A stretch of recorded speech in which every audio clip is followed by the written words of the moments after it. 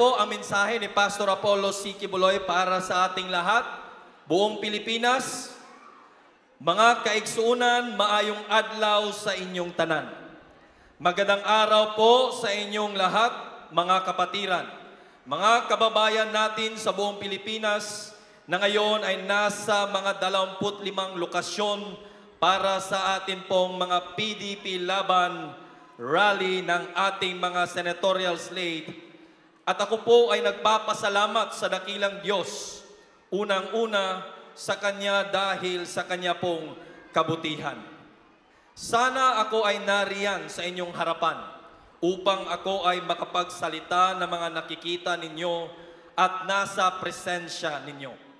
Ngunit sa ngayon po ay imposible sigurong mangyari pa yan kasi narito po ako sa piitan at kasalukuyang nililitis at hinaharap ang kaso.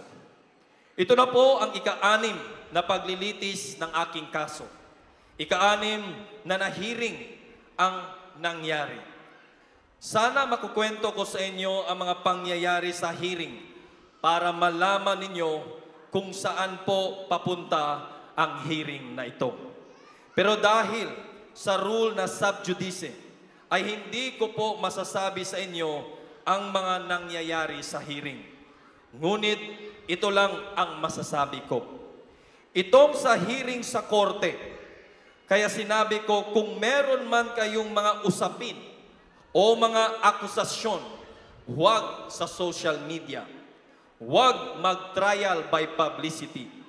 Idiretso ninyo sa korte. Positive po para sa ating mga nasa katotohanan. Ang katotohanan ay talagang lilitaw at ang kasinungalingan ay talagang hindi mananaig laban sa katotohanan. Ito pong katotohanan ay pabor sa atin dahil tayo ay nasa totoong issue ng buhay. Kaya mapapahiya ang sinumang nag-aakusa pagdating sa korte.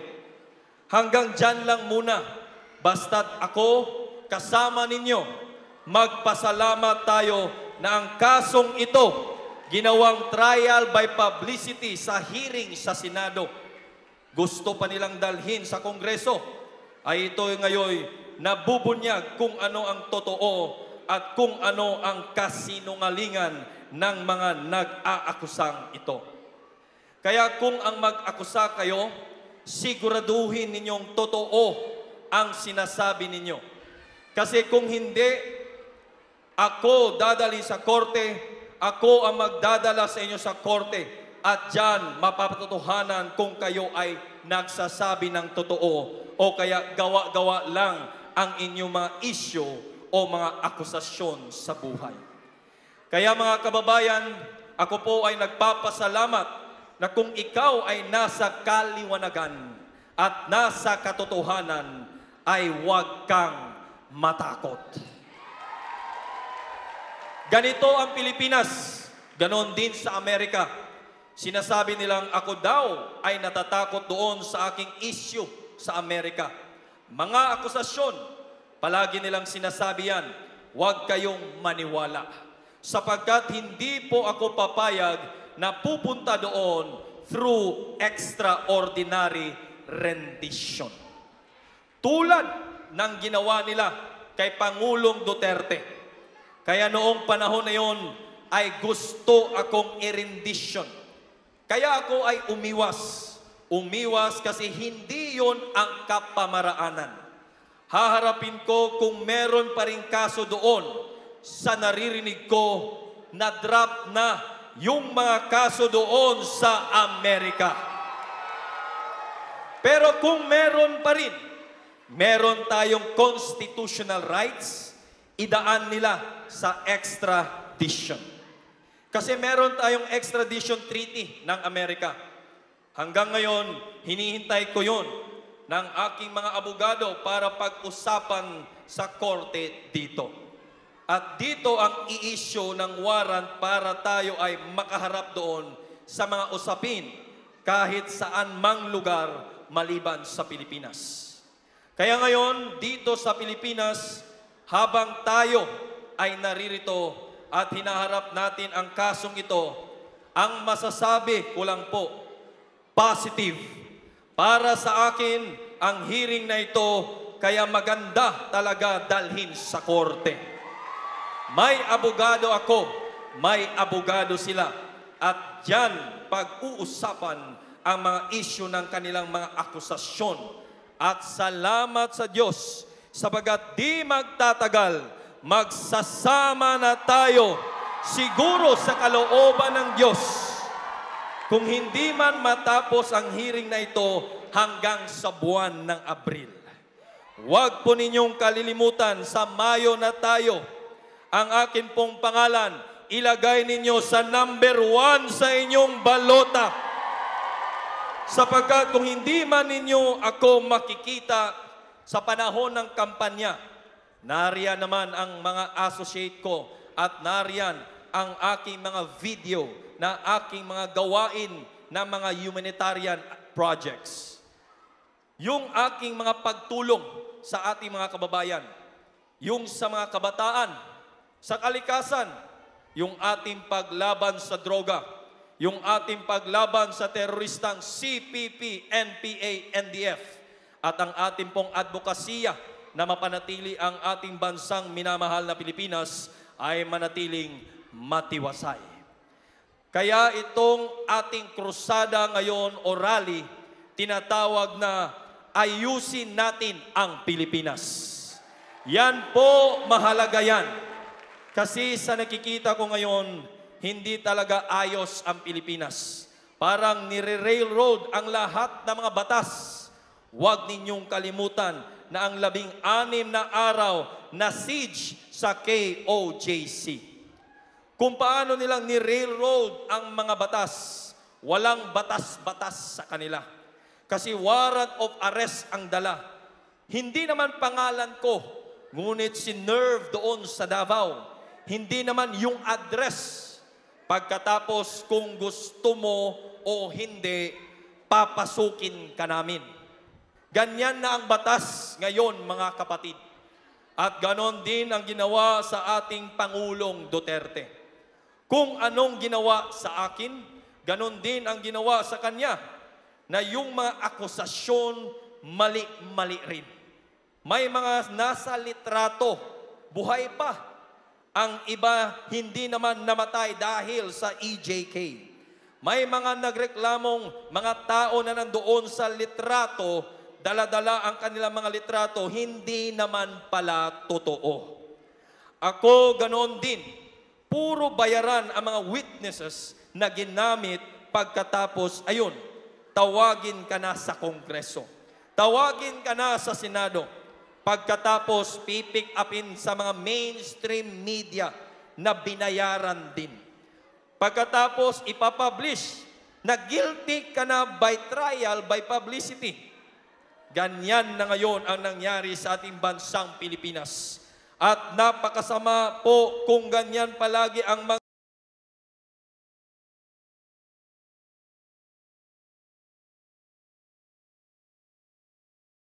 nangyayari na wala ng batas-batas.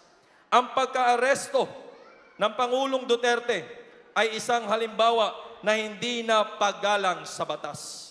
Hindi lang paggalang sa batas, kundi talagang walang paggalang kanino mang tao, lalo na Pilipino. Na-remember ninyo mga kababayan ang KOJC siege, 16-day siege. Kung magpasimula yan ng June 10, and then August 24 to September 8. Nakita ninyo ang pananalasa, paggigiba, at ang pag-railroading, walang kinilalang batas. Siya na at sila na ang naging batas. Ganun na ang ating bansa ngayon sa ilalim ng pamumuno ng kasalukuyang administrasyon. Kaya itong rally natin na tinawag na ayusin ang Pilipinas. Kaya mga kababayan, ito po ang aking plataforma. Kasama ng aking mga senatorial slate under PDP laban, hindi ko kayo pagtataksilan pag ako'y nailuklok bilang senador. tatrabahuin po natin ang mga batas na mag-aayos sa Pilipinas. Nasisiguraduhin natin na ang karapatan ng bawat Pilipino ay igagalang ng mga nasa pamumunuan, ng mga nasa kapangyarihan. Hindi na po muling mangyayari ang nangyari sa ating Pangulong Duterte. Hindi na po mangyayari ang nangyari sa akin at sa KOJC.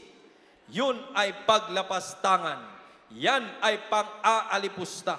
Yan ay kawalang paggalang sa batas. At yan ay pang-aalipin at pag-uusig. At yan ay pang-aapi na naranasan ko. Naranasan ng KOJC. Naranasan ng ating dating Pangulong Duterte na parang wala siyang ginawa sa sanlibutang ito. Na parang ganun na lang itratan siya pagkatapos na dalhin ng bigla-bigla. Isakay sa isang jet, tapos dalhin sa ibang bansa at doon ay litisin.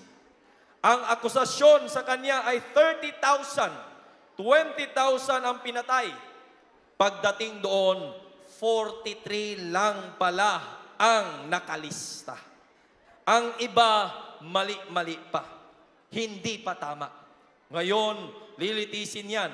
Paano mo mapapatutuhanan yung mga bagay na yon? Kunwari, mga kapatid, mga kababayan, napasubo na lang sila para gawin ito kay Tatay Digong.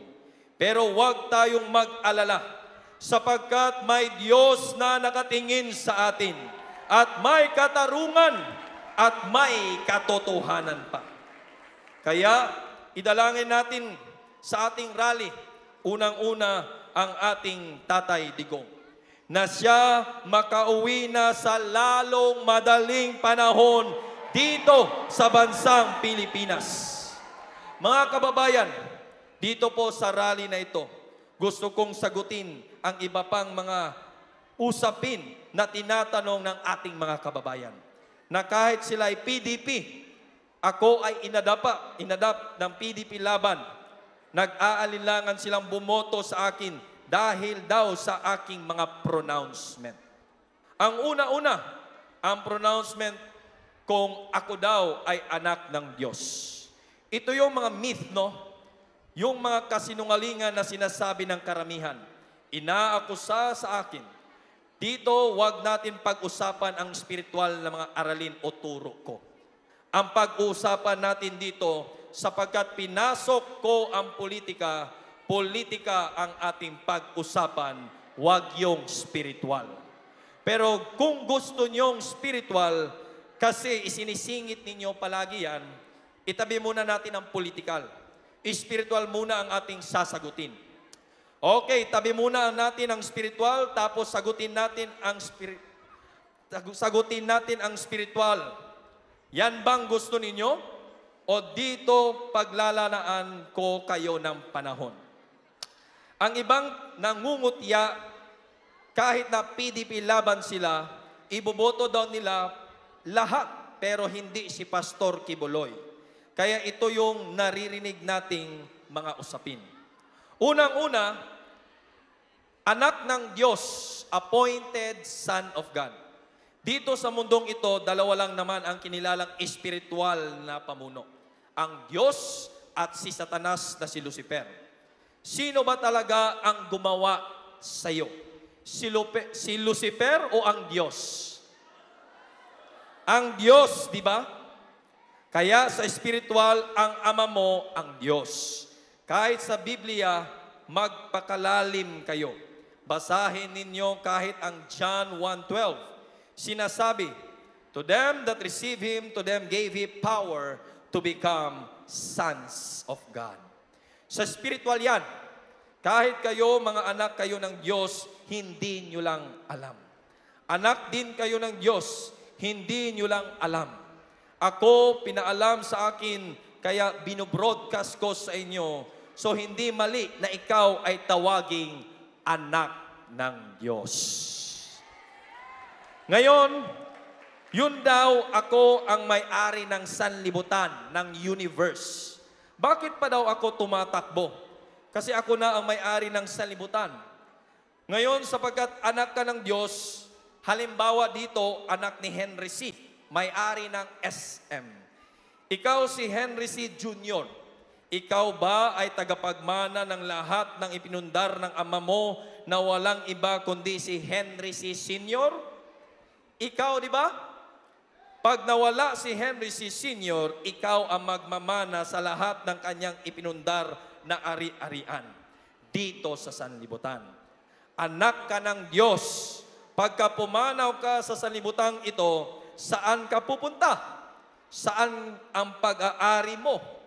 Kung tatanungin mo ako ngayon, kung saan nyo gustong pumunta, sa langit o sa impyerno? Siguradong sasabihin niyo sa langit ang punta ninyo, hindi sa impyerno. Ayaw ninyo sa impyerno, di ba? Langit ang punta ninyo. Ngayon, ano ang description ng langit? Ang description nung pupuntahan nyo, hindi pa ninyo alam. Kahit Kristiyano kayo, hindi ninyo alam. Ipapaalam ko sa inyo, ang aking mga salita ay nagmumula sa salita ng Diyos. Revelation chapter 21, nasasaad dyan kung ano yung langit, kung ano yung pupuntahan nyo. Bakit ko sinabi ito? Kasi ang mamanahin nyo, kung anak kayo ng Diyos, ang langit. Ngayon, yung nangungutya sa akin na sinabi, ang akin daw doorknob sa langit ay diamante. Yun pa lang ang sinabi kung ipinakita ng Diyos sa akin na pangitain tulad ni John sa Revelation. Dinala sa Espiritu, nakita niya ang mga bagay na ito. Sinabi ko po lang na diamante ang aking doorknob doon. Nalito, nabigla, nangapi at nangusig na at nangutya na. Alam ba ninyo ang sinasabi ng Revelation 21 na pagpunta mo doon, kay doon ka man papunta, pag namatay ka, doon ang kaluluwa mo pupunta. Ang daan doon ay purong ginto. Ang mga bahay doon ay walang kahoy, walang hollow blocks, puro yan mamahaling bato, diamante, Kisopraso, sardonyo, at kung ano pa ang nakasaad dyan sa Revelation 21. Ang mga pader doon ay mga batong mamahalin din. Mga diamante, mga sardonyx, mga kisopraso. Yan, nakasaad yan lahat sa Revelation yan. Yan ang pupuntahan mo. Dadaanan mo purong ginto. Ang daan puro ginto. Ang mga bahay puro mga mamahaling bato. O nabigla ka, pati ang pintuan mo doon purong diamante.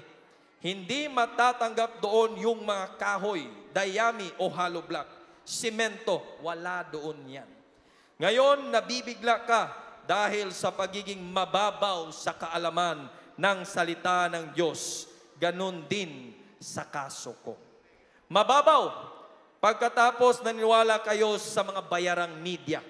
Tapos ang akusasyon ay ginawang trial by publicity.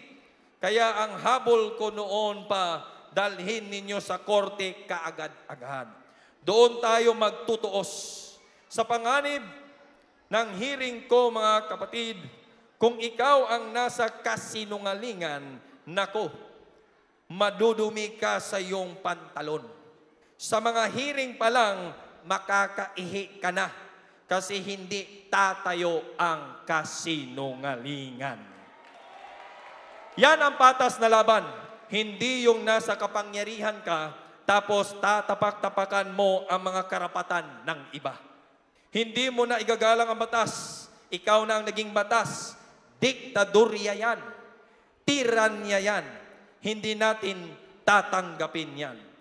Kaya kung ano pa ang iba pang usapin sa espiritual, yan ay isa pa lamang sa sinasagot ko. Nandito tayo para pag-usapan at ayusin natin ang Pilipinas. Huwag kayong pupunta sa espiritual na mga sinasabi ko sapagkat mababaw pa ang inyong kaalaman sa mga salita ng Diyos. Pag-usapan natin yan kung gusto ninyo. Pero hindi ako pumunta rito para pag-usapan yan. Kung gusto niyong pag-usapan yan, magpa-member kayo sa Kingdom. O kaya, bumisita kayo sa akin sa mga videos, messages nandyan sa YouTube, makinig kayo. Bago kayo mangutya, na para bang nakakaloko kayo, para bang nakakasino kayo. Akala niyo panatiko kaming wala sa lugar? Hindi. Malalim lang kami sa salita ng Diyos. Para bang kami college na dyan sa spiritual, kayong nagtatanong parang grade 1 pa lamang ang naabot sa spiritual. Kaya tuturuan ko kayo kung gusto ninyo. Sa larangan ng politika, ganon din tayo. Paikot-ikot lang. Kung sino man ang naging leader maliban kay Pangulong Duterte, ay paikot-ikot. Walang ibang pinag-usapan kundi mga eskandalo. Kailangan lumampas na tayo. Mag-move on na tayo. Ayusin natin ang Pilipinas. Ito nga ang pagkakataon natin. Kaya mga kababayan, ipakita ko po sa inyo ang aking video na wala pa ako sa larangan ng politika. Hindi man ako politiko, pero pinilit na ako'y maging politiko ngayon at pumasok sa politika. I mean, sapagkat ginulo ang buhay ko sa spiritual. Ginulo ang KOJC. Hanggang sa ako'y kinulong sa pamamagitan ng mga false allegation and false accusation. Ngayon, sa kalooban ng Diyos, ako'y napilitang pumasok sa magulong mundo ninyo sa politika. Para ayusin natin yan. Ayusin natin ang Pilipinas. Tulad ng aking pag-ayo sa KOJC, kung ano ang nakikita ninyo sa leadership ko sa KOJC, ganon din ang leadership ko dyan sa politika. Yan po ang aking maipapangako sa inyo. At hindi ako magmamaliw. Bakit? May garantiya ako. Zero corruption. Zero corruption. Laban sa droga, wala tayong humpay dyan. Laban sa mga teroristang gumugulo sa ating bansa, na ngayon ay pumapasok na sa ating pamahalaan. Kaya nakita nyo, wala nang nagrarally-rally sa mga daan ang mga komunista. Sapagkat nakapwesto na sila at sila ang nag-uusig sa amin. Sila ang umuusig kay Pangulong Duterte. Sila ang umuusig sa akin. Sila yung nasa likod ng lahat ng yan. Hanggang doon sa Amerika, under Biden, nung si Biden pa ang presidente, mga leftist leaning yan. Leftist, Leninist, Marxist yan. Kaya pinatulan yung mga kasong ganoon. Pinausbong pa nila gamit ang weaponization ng DOJ nila doon at kanilang FBI. Kaya trial by publicity na naman. Tapos kinakagat ninyong mga Pilipino. May kaso yan sa Amerika. Hinahanap yan ng FBI. Ganoon lang ang alam ninyo. Magpakalalim kayo bago kayo magsalita. Bakit ako hindi natitinag? Bakit pagka nasa katotohanan ka, huwag kang matakot. Huwag kang matinag. Kahit ano pa ang gawin sa iyo. Kaya mga kababayan, nandyan po ang aking message ngayon na kung aking advokasya ipagpapatuloy ko. Hindi po ako magbabago. Hindi ako magmamaliw sa advokasya ko. Magpapatuloy at lalawak pang lalo. Huwag kayong mag-alala na ako'y matutokso sa pera. Hindi po pera ang pakay ko sa pagtakbong ito. Hindi po katanyagan o yung tinatawag na maging famous ka. Wala yun. Hindi kapangyarihan. Ang kapangyarihan gagamitin natin sa tamang paggamit. Hindi upang habulin ang aking mga kalaban sa politika, habulin ang mga kriminal, habulin ang mga nagdodroga na nakasisira sa 86% na consequences ng drug addiction ay ang krimen na nangyayari ngayon sa ating bansa. Paano natin hindi susupuin yan tulad ng ginawa ni Pangulong Duterte? Korupsyon, maliban lang sa droga. Nakakasira, ayan, ang korupsyon pinag-uusapan. puro korupsyon, puro pagnanakaw sa pera ng bayan, yan ay masusugpo. Kung di man totally, at least meron tayong moralidad na mananatili dyan sa Kongreso at dyan sa Senado sapagkat kami po, kasama ang mga kasamahan ko, ay tatayo laban dyan at iba pang mga advokasya ko tulad ng pagbabantay ng kalikasan. Sobrang init ngayon, di ba? Maraming namamatay sa atin dahil sa heat wave.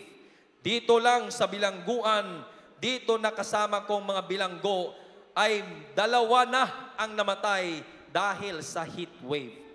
Inatake sa puso. Kaya 2001 pa, 2005, nagtatanim na ako. Meron na akong Sunshine Philippines Movement na nagtatanim ng mga punong kahoy kasi siya ang mag-mitigate ng climate change. So sa lahat ng advokasiyang ito, lalo na sa mga pagtulong sa kabataan, pagtulong sa mga nangangailangan, pagtulong sa mga kababayan nating nasa karukhaan, yan ay ginagawa natin noon pa. Pero hindi nyo dapat naisipin na yan ay ginagawa ko dahil papasok ako sa politika. Hindi po. Hindi po. Kung hindi ako ginipit na ganito, inapi, wala akong pakialam sa politika. Hindi naman yan ang ministry ko.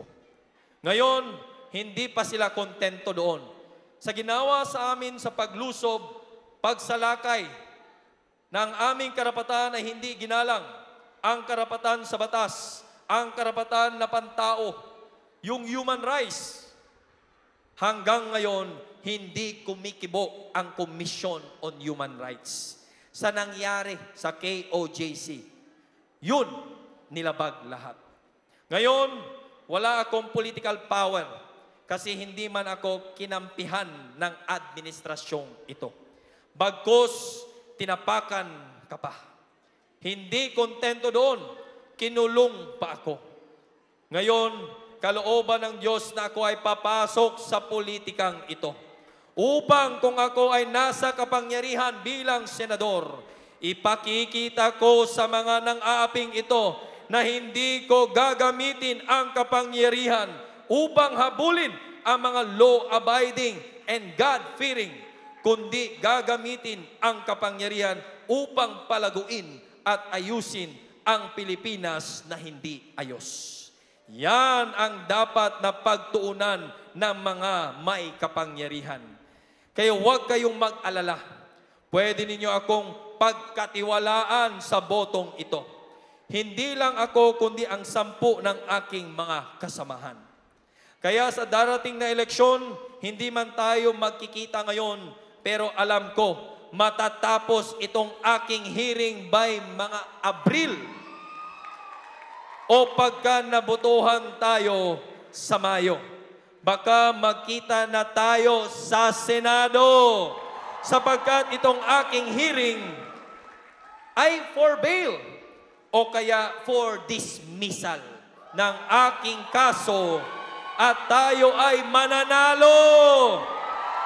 Sapagkat sinabi ko na sa inyo, ang katotohanan hindi matatalo ng kasinungalingan. Kaya kayong mga nag-aakusa, dalhin ninyo kaagad sa korte para doon tayo magkita. Siguraduhin ninyo mananalo kayo. Kasi kapag hindi kayo nanalo, hahabulin ko kayo.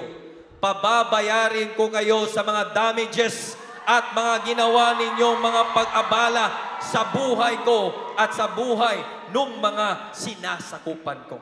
Ganyan lang. Dapat ganyan ang ating buhay dito sa Pilipinas na may batas. Ngayon, pati ang ating Pangulong Duterte na sana ay hindi dinala sa Hague sa madali ang pagkakataon na hindi ginalang ang kanyang karapatan. Ito'y former president, hindi na ginalang. Ako, ang laki ng pagtulong ko sa Pilipinas, hindi ako ginalang.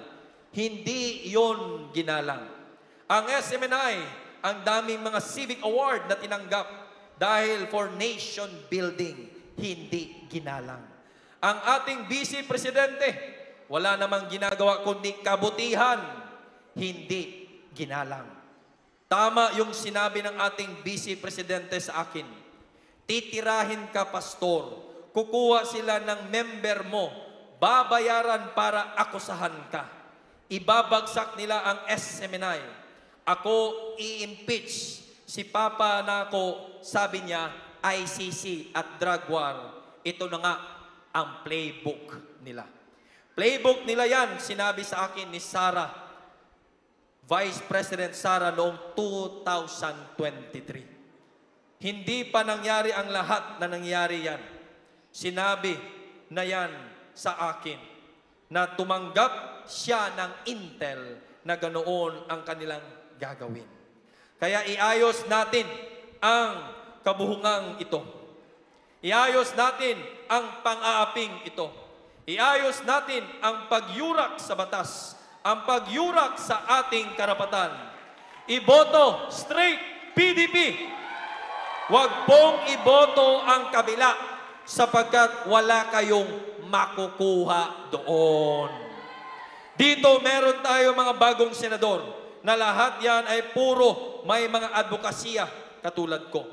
Vote straight PDP sapagkat gagawa po kami ng paraan sa Senado. Hindi lang po pwedeng ako mag-isa doon. Kailangan kaming 10. Straight vote ninyo at gagawin namin ang lahat na magagawa para ayusin natin ang ating bansang Pilipinas at tulungan natin mga kababayan na inaapi rin katulad ko, katulad ng Pangulong Duterte, na kung nagawa nila sa akin yan, nagawa nila sa isang makapangyarihang tao tulad ni Pangulong Duterte, sino pa kayong hindi nila magagawa sa inyo yan? Huwag nating pabayaan ang diktadorya at tiranya na manatili sa ating bansa. Vote straight, PDP laban! Kaya mga kababayan, magkita-kita po tayo sa Senado. At doon, papandayin natin ang mga batas na dapat at karapat-dapat na ipagtanggol ang mga mamamayan, maging proteksyon ng mga mamamayan. Kami, nakaranas ng ating Pangulo ng pang-aapi. Kaya hindi na pwedeng gawin pa yan, lalo na sa mga relihiyon. I-define na talaga natin ang proteksyon ng religious freedom sa Pilipinas. Ayusin natin yan. Ang lahat ng lumabag at lumabastangan sa religious freedom na anumang sekta at anumang reliyon mananagot sa batas, magbabayad o kaya mabibilanggo. Pangako ko yan sa inyo, mga kababayan. Pati ang korupsyon ng pera, ayusin yan. Kasi yan ang dahilan kung bakit itong mga nasa kapangyarihan ay inabuso at hindi natin nakikita kung saan pumupunta ang mga perang ipinagkatiwala sa kanila. Kaya ang unang gagawin natin is repeal Resolution number 10. Liquidation by certification. Dapat may transparency at dapat may accountability. Na ito, the last centavo, makikita kung saan pumunta ang pera ng taong bayan. Itemize yan, bawat buwan at bawat taon. Ipakikita kung saan pumunta, paano ginasto ang pera ng taong bayan to the last centavo. Yan, pag hindi nila inayunan yan, alam nyo, mga corrupt sila. Isusumbong ko sila sa inyo kasi kayo ang bumoto sa kanila at kayo ang bumoto sa amin. Hindi namin kayo pagtataksilan. Yan ang pwede kong maipangako sa inyo na kung anong leadership ko sa KOJC, ganon din ang magiging leadership ko sa bansang Pilipinas. Hindi na po magbabago yan. I'm too old to change my ways of leadership. Walang korupsyon dito. Zero corruption talaga yan. At yan ang kailangan ng ating bayan ngayon. Naway nasagot ko ang ilang mga katanungan nung mga kritiko at yung mga alipusta sa akin sa mga bagay na espiritual. Kung ano pa ang mga tanong ninyo, sasagutin ko yan. Pero huwag kayong mangutya. Kasi hindi po ako patakbuhin ang utak ko pagdating sa espiritual. Malalim lang ako. Kaya napakababaw. Kayo napakababaw. Kaya hindi ninyo maarok at maabot, nangungutya kayo. Hindi po tama yun. Bago kayo mangutya, pakinggan muna ninyo. Yun namang mga mensahe ko, hindi naman para sa taga-sanlibutan yun. Para naman yun sa mga members na malalim na rin katulad ko. Pinick up na mga mababaw, kaya ayan, nalito ang mga utak ninyo. Ang hindi niyo matanggap, nang uusig kayo at nang aapi kayo at nangungukya kayo. Mali po yun. Bago niyo gawin yan, mag-unawa muna kayo. Magtanong kayo ng mabuti. Ano mang issue sa buhay, dapat ganyan pati sa politika, ganoon din. Tanggalin na natin ang issue kung bakit nangyayari ito. Pagkatapos, ituwid natin at ang direksyon ng Pilipinas na maging first world country. Ayan ay ating pagtutuunan ng pansin na hindi tayo darating sa ganoon. Sa peace and order, stability and prosperity of the nation, sino man ang namumuno, failure yan hanggat hindi niya maabot yon. Hanggat hindi niya maabot ang peace, prosperity, and stability of the nation, sa paggalang sa mga batas, failure ang sinumang namumuno. Yan ang abutin natin. Yan ang ating goal para sa ating mamamayan. Yan ang ating goal, to lift up everybody from poverty who are poor. Ayusin natin ang Pilipinas. Sino ang Pilipinas? Ang mga dukha, 86%. Yung A, B, ayos na yun. Yung C, D, E na lang ang ating ayusin. Doon dapat pagtuunan ng pansin ang gobyerno sapagkat sila ang nangangailangan ng tulong ng gobyerno at hindi yan inasikaso ng mga nasa kapangyarihan. Yan ang aasikasuhin ko. Kasamahan ko, ganun din ang kanilang advokasya. Kaya vote straight, PDP laban. Mabuhay si Tatay Digong. Manalangin tayo na siya ay pagpalain ng Diyos at ibalik kaagad dito sapagkat walang mahirap sa Panginoong Diyos pagkat siya ang nagpasya. Wala pong hindi mangyayari. Kaya dakilain siya, pagpalain kayong lahat at magandang araw, magandang gabi sa inyong lahat. Muli, vote straight, PDP laban! Vote straight, PDP laban! Huwag ninyong kalimutan, number 1 sa balota, number 53, Pastor Apollo C. Quiboloy.